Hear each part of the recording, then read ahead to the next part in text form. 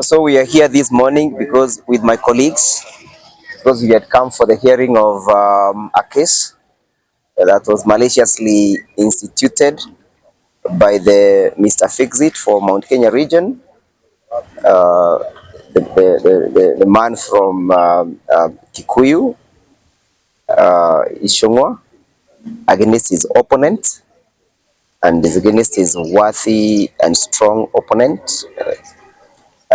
We are here because he was allegedly accused of having maliciously damaged and other offenses, properties. Therefore, you are here to face our accusers today. We are waiting for Mr. Ishungwa today so that he can come and give more facts to the allegations. Unfortunately, the court was not sitting due to the fact that the trial magistrate is undertaking his interviews before the Judicial Service Commission, and that's the reason why we are not able to proceed. We are, however, saying that there is no amount or level of intimidation that will stop the one-term nation from realizing its aspirations, dreams, and wishes. The one-term movement is unstoppable. Yes. The one-term movement is unstoppable. We are going to fix this country through that movement. We are going to restore this country through that movement. We want to give thanks to our principals, led by His Excellency Rigathi Gachagua, His Excellency Kalonzo Musyoka, Her Excellency Martha Karua, His Excellency Eugene Wamalwa, our Attorney General Emeritus, for the support they have given to the movement. We want to tell Kenyans that time has come. We have had an individual claiming to have all the credentials of the past presidents. We now have a president who has the courage of Jomo Kenyatta. I doubt whether he understands what Mau Mau meant. I doubt whether he understands what sleeping in the forest and spending all the time in the forest meant. I wonder whether he understands what Lancaster negotiations meant. For him to claim to have the courage of Jomo Kenyatta, I doubt whether he understands what Kapenguria trial all meant. For him to claim to have the courage of Jomo Kenyatta. He says he has the wisdom of Moi.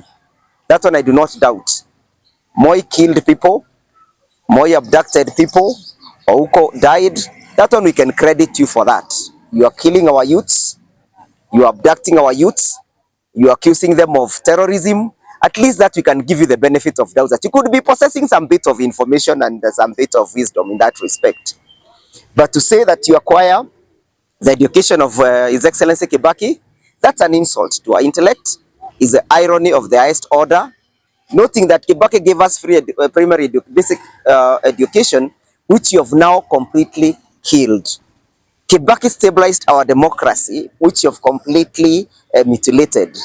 To say that you are equal to Kibaki, that's an insult to this country, is an insult to the legacy of His Excellency Kibaki.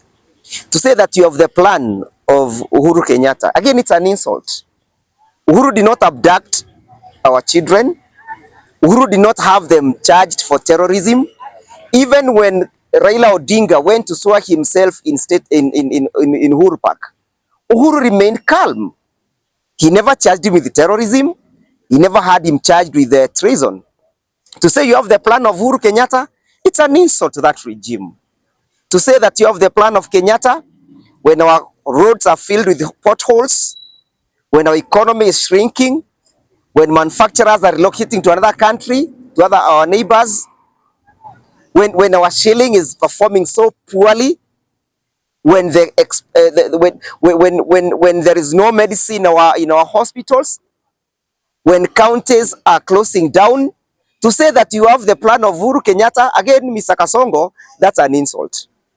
Wewe unafaa utafute watu wa level yako mahali wako, wachana na hawa wazee. Wale waliolala walale vizuri na wale wengine wache kuwatukana.